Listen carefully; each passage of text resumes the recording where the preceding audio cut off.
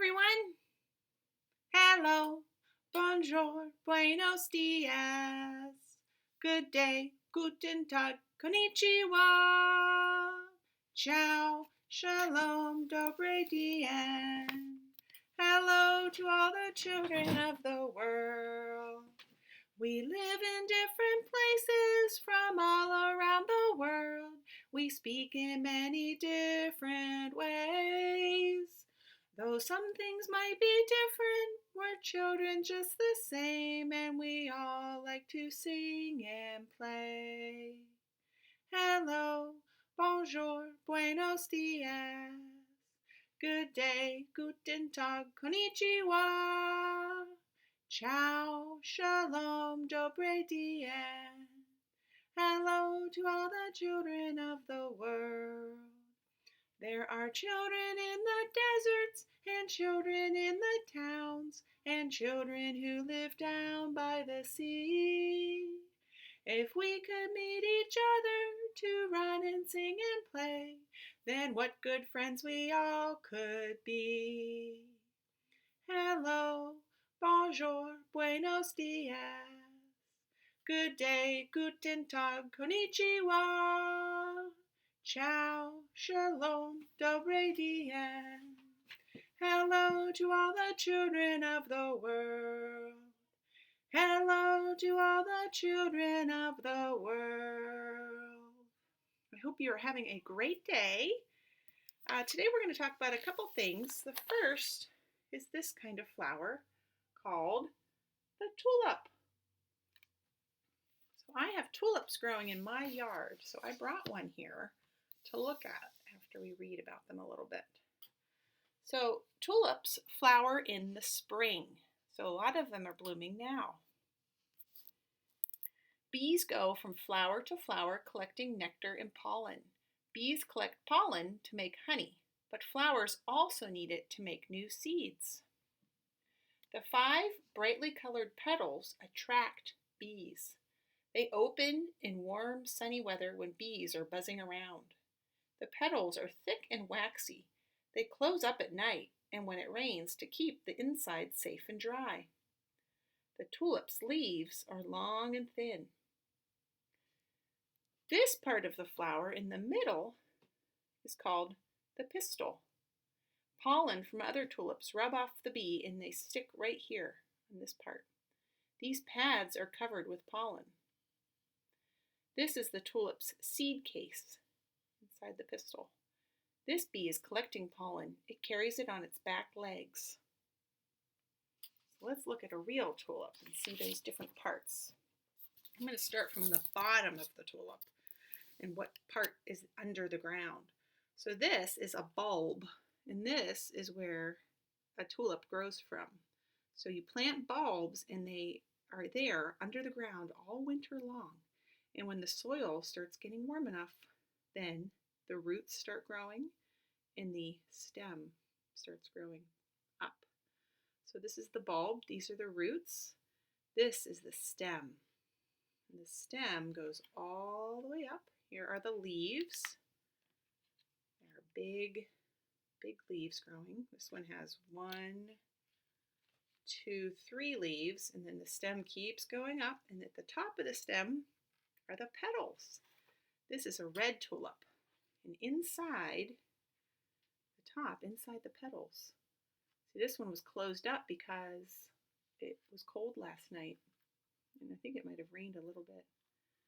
If you look inside, you can see, if I can open it a little wider,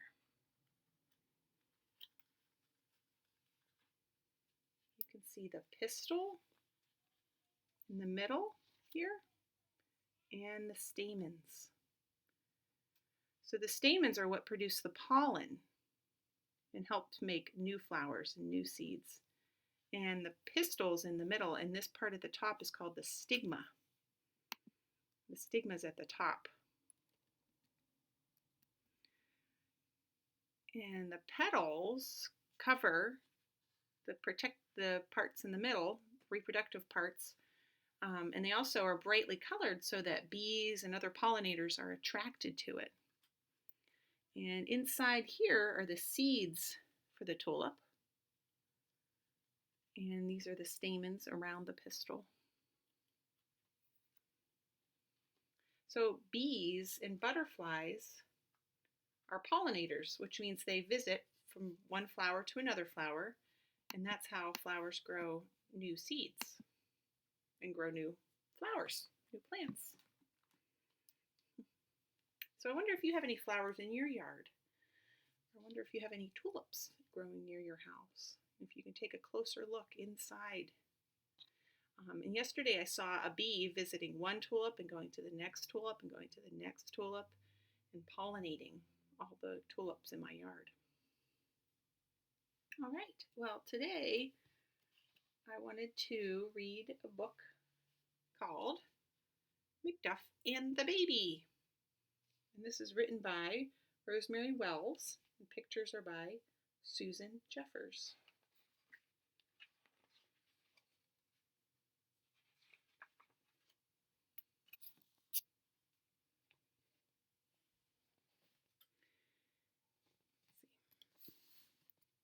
Every night, McDuff slept on his very own soft blanket, right at the foot of Lucy and Fred's bed.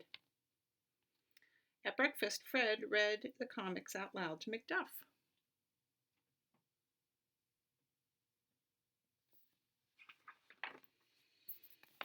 In the afternoons, Lucy walked McDuff in the woods where he could smell skunk trails and leaves.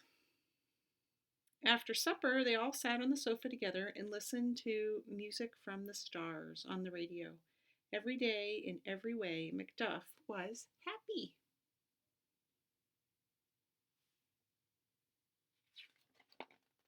But one day, a stranger arrived.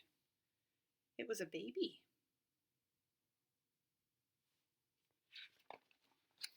The baby kept Lucy and Fred hopping all day long. There was no time to read in the morning comics out loud.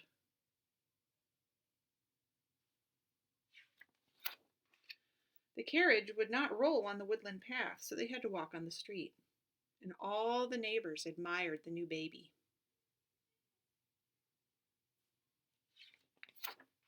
In the evening, the baby interrupted the radio concerts. She woke everyone up in the middle of the night. Lucy and Fred hoped McDuff would love the new baby, but the new baby pulled McDuff's beard, and he did not want to be nice.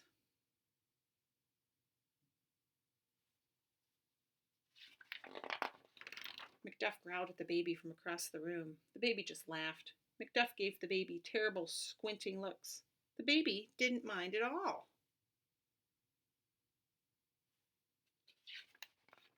McDuff stopped eating. McDuff has stopped eating, said Lucy. I bet he misses the comics, said Fred. Over cereal and fruit, Fred read the newspaper aloud to McDuff. Then Lucy walked McDuff in the woods. There were hundreds of skunk footprints in the wet leaves. After supper, Lucy and Fred gave McDuff his favorite treat of vanilla rice pudding with sausage slices. Then they took the radio outside.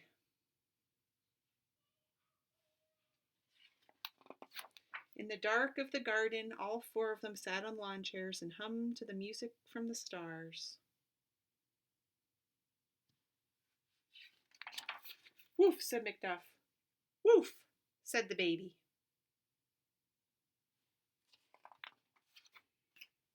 The end.